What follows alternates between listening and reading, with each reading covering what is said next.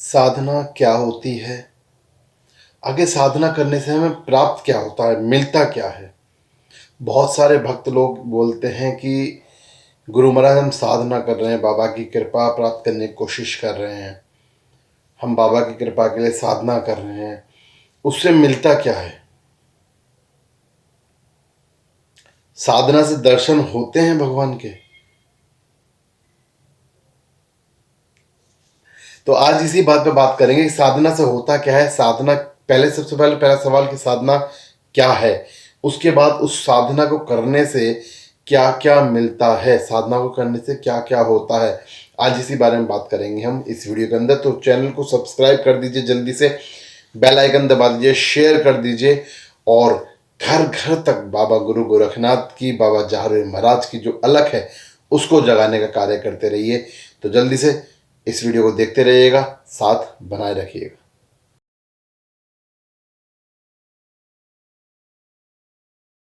जय जय गुरु गोरखनाथ, जय जय झारवीर महाराज की जय, धाम आहार की जय, बागड़ की सरकार की जय, मेरे गुरु गोरखनाथ तेरी सदा ही जाओ।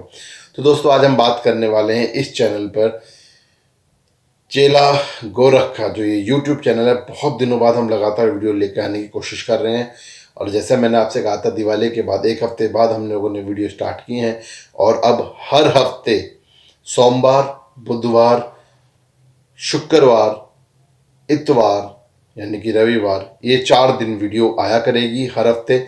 और हर हफ्ते में चारों दिन शाम को 6 बजे से वीडियो आपको मिला करेगी। प्रतिदिन, मतलब हर एक दिन छोड़कर एक दिन, वीक में, हफ्ते में आपको वीडियो मिलेगी और शाम को 4 बजे से शाम को 6 बजे वीडियो आपके पास आया करेगी। तो बाबा गुरु महाराज की कृपा यही है। साथ ही हम अब कोशिश कर रहे हैं कि हर हफ्ते में हम जो भी दिन बाकी रहेंगे उन दिनों में हम सुबह में लाइव सेशन के साथ हम ध्यान सेशन शुरू करें, जो हम पहले हमने स्टार्ट करने की कोशिश की थी। अब उसको, क्योंकि अब 1000 सब्सक्राइबर की जो हमारी लिमिट थी यूट्यूब की, वो ख़त्म हो चुकी है, जिसकी वजह से हमको लाइव जाने का कहीं से भी कभी भी मौका दिया जा चुका है। तो कुछ लिमिटेशंस होती हैं जो टेक्निकल, वो ख़त्म हो चुकी हैं। अब हम आप लाइव कर सकते हैं। तो आप सपोर्ट, सहयोग इस तरह से बना रखिएगा, चैनल को सब्सक्राइब करते रहिएगा। और आज बात कर रहे हैं हम साधना क्या होती है। भक्तों, मैं आपको बताना चाहूँगा कि जब भी पूजा को हम किसी नियम में बांधते हैं, तो वो जब नियम में बनती है पूजा, तो साधना कहलाती है। और मैं एक बात और बता दूं, साधना किसी ईष्ट की जाती है, किसी एक ईष्ट की साधना एक बार में की जाती है। पूजा तो जैसे हम नॉर्मली करते हैं, तो मंदिर के अंदर बहुत सारे देवी देवताओं की तस्वीरें होती हैं, मूर्तियाँ होती हैं, हम सभी को प्रणाम करते हैं, सभी की पूजा करते हैं, सभी के लिए जोत जलाते हैं। पर साधना किसी एक ईष्ट को मानकर उसके नाम से की जाती है, नियमों के अनुसार की जाती है, बांध कर की जाती है। तो महत्वपूर्ण है साधना कैसे होती है। मैंने आपको बता दिया साधना क्या होती है कि किसी, जब भी पूजा को हम नियमों में बांध कर करेंगे, किसी एक ईष्ट के नाम से करेंगे, किसी स्पेसिफिक रीजन से करेंगे, तो वो साधना होती है। अब बात आती है साधना में मिलता क्या है। देखिए दोस्तों, जब भी हम साधना करते हैं, जब भी हम अपने इष्ट को ध्याते हैं, इष्ट की साधना करते हैं, तो सबसे पहला सवाल ये पैदा होता है कि हम साधना करते क्यों हैं। मुझसे भी बहुत सारे भक्त लोगों का फ़ोन आता है, भक्तों का फ़ोन आता है, पूछते हैं गुरुजी ऐसे ऐसे बात है, हम साधना करना चाहते हैं। तो मेरा सवाल, पहला सवाल ये होता है कि आप साधना करना क्यों चाहते हैं। देखिए, साधना क्यों करना चाहते हैं, ये बहुत ही वाजिब सवाल है, क्योंकि इसी सवाल के साथ ही साधना में आपको क्या मिलने वाला है, ये प्रश्न का उत्तर आपको मिलता है। सबसे पहला, बहुत सारे दोस्त कहते हैं, बहुत सारे भक्त कहते हैं कि हम दुनिया का भला करना चाहते हैं, समाज का भला करना चाहते हैं। भाई, पहले अपना तो भला करो। क्योंकि कहीं ना कहीं जब हम साधना करना चाहते हैं, तो 90% लोगों के अंदर एक भावना होती है कि मुझे साधना करनी है, साधना करके मुझे शक्ति लेनी है, सिद्धि लेनी है, और मुझे ना जो भी मेरे पास आएगा उसके बारे में बताना है। और कहीं ना कहीं बहुत सारे भक्तों के मन में एक चीज़ ये भी होती है कि साधना करने के बाद में हमें शक्ति मिलेगी और लोग हमें पूजने लगेंगे, हमारे पास आने लगेंगे और पैसा भी आने लगेगा। बहुत सारी चीज़ें होती हैं साधना करने के पीछे जो रीज़न होता है। पर मैं आपको बता दूं, जब भी आप अपने ईष्ट के बारे में सोच के साधना करते हैं, अपने भगवान के बारे में सोच के साधना करते हैं, अपने प्रभु के बारे में सोच के साधना करते हैं, तो ही आपकी साधना सफलता की तरफ चलती है और उस साधना से आपको जो लाभ होते हैं साधना के वो प्राप्त होने शुरू होते हैं। ठीक है, क्योंकि जब भी साधना पूरे दिल से भावना के साथ की जाती है, इष्ट को ध्यान के लिए की जाती है, तब उसके साथ आपको लाभ प्राप्त होने शुरू हो जाते हैं। साधना के लाभ क्या क्या है, साधना करने से क्या क्या मिलता है, क्या क्या प्राप्त होता है, अब मैं इसके बारे में आपको बताता हूँ। देखिए, साधना से आपको क्या क्या मिलने वाला है।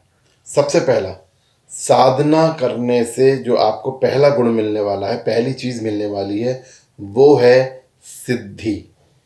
और सिद्धि से मतलब जो महत्वपूर्ण चीज होती है वो होती है सिद्धि, यानी कि जिस भी इष्ट को आप ध्यान रहे हैं उनकी सिद्धि प्राप्त होती है आपको, उनका आशीर्वाद प्राप्त होता है आपको।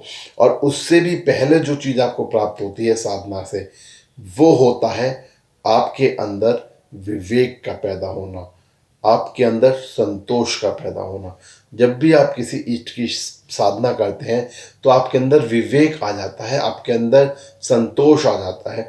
यानी कि आपके अंदर की जो खामी होती है ना कि भाई ये नहीं हो रहा, वो नहीं हो रहा, ये नहीं हो रहा, ये मार गुस्सा फलाना ढिमका, वो सब खत्म हो जाना शुरू हो जाता है। और जब आप साधना करना शुरू करते हैं तो आपके अंदर विवेक आना शुरू हो जाता है, आपके अंदर संतोष आना शुरू होता है, जो आपको मिलता है उसमें आप खुश होना शुरू हो जाते हैं। तो सबसे पहली चीज आपको मिलती है ये। उसके बाद जो बड़ी चीज होती है वो होती है सिद्धि। ठीक है, आपको सिद्धि मिलती है। सिद्धि मैंने बताया, सिद्धि का मतलब होता है कि आपकी साधना सफल हो गई है, आपको जिस भी इष्ट की आप पूजा कर रहे थे उनका आशीर्वाद मिलना प्राप्त हो गया। आप सिद्धि दो तरह से मिलती है, प्रत्यक्ष अप्रत्यक्ष। प्रत्यक्ष सिद्धि या अप्रत्यक्ष सिद्धि। प्रत्यक्ष सिद्धि अप्रत्यक्ष सिद्धि के बारे में इस एक वीडियो बनाऊंगा पूरा, जिसमें मैं ये बताऊंगा सिद्धि प्रत्यक्ष कौन सी होती है, अप्रत्यक्ष कौन सी होती है। वो इसके बाद आएगी, आप उसको ज़रूर ध्यान से देखिएगा, ज़रूर उसके बारे में बात करेंगे। अब इससे आगे बात करते हैं कि सिद्धि मिली, विवेक मिला, संतोष मिला, सिद्धि मिली। अब इसके बाद क्या मिलेगा आपको। इसके बाद, सिद्धि के बाद जो आपको दूसरी चीज़ मिलती है वो मिलती है आपके ईष्ट की अनुभूति, दर्शनानुभूति। ठीक है, आपको उनके दर्शन की प्राप्ति हो रही है, उनकी अनुभूति हो रही है, क्योंकि दर्शन प्राप्ति सबसे लास्ट में होती है, उससे पहले दर्शनानुभूति हो जाती है। आपको महसूस होता है कि आपके ईष्ट आपके बराबर में बैठे हैं, आपके सामने बैठे हैं, आपके इधर बैठे हैं, आप उनसे बात करने की कोशिश कर रहे हैं, आप उनसे बात कर रहे हैं, दर्शनानुभूति बोलते हैं उसको। वो आपको प्राप्त होती है साधना से। जब आप साधना करते हैं, लगातार साधना करते हैं, तो वो चीज़ आपको प्राप्त होती है। और उसके बाद आपको क्या प्राप्त होता है, वो होते हैं दर्शन, जो सबसे अंतिम क्रिया होती है किसी भी साधना की, चरम सीमा होती है। जब आपकी साधना सफल होती है तो आपको आपके ईष्ट के दर्शन प्राप्त होते हैं, और दर्शन के साथ आपको सब कुछ प्राप्त हो जाता है। क्योंकि अगर आपके ईष्ट के दर्शन आपको प्राप्त हो गए तो आपको सब कुछ प्राप्त हो गया। तो साधना का ये चीज़ है कि साधना होती क्या है, मैंने आपको बता दिया। साधना से क्या क्या मिलता है वो मैंने आपको बता दिया। तो दोस्तों, साधना करना बहुत अच्छा है, किंतु साधना नियमों में बंधी हुई पूजा को बोलते हैं, तो इसलिए नियमों को व्यापक रूप से एक बार परिभाषित करना वो बहुत ज़रूरी है कि आपने किस नियम के तहत साधना की है, किस ईष्ट की साधना की है, ये भी आपको पता होना चाहिए। तो उनकी साधना कैसे करनी है वो भी आपको पता होना चाहिए। तो मैं अब आपको सिद्धि, प्रत्यक्ष सिद्धि, अप्रत्यक्ष सिद्धि, साधना, दर्शनानुभूति और दर्शन, इनके बारे में एक वीडियो और बनाऊंगा, उसमें आपको बताऊंगा, डिटेल में बताऊंगा, पूरी बात जानकारी दूंगा। आज की वीडियो में मैंने साधना क्या होती है और किस किस तरह से क्या क्या इस साधना से प्राप्त किया जाता है वो आपको बता दिया है। गुरु गोरखनाथ, गुरु जहरवीर महाराज, बाबा जहरवीर महाराज, गोगा जी महाराज की कृपा आप सभी पर बनी रहे, मुझ पर बनी रहे। चैनल को सब्सक्राइब करके शेयर ज़रूर करें, ताकि जो गुरु महाराज की अलख है वो घर घर में जाग सके, हमारा उद्देश्य पूरा हो सके। जय जय गुरु गोरखनाथ, जय जय जहांगीर महाराज।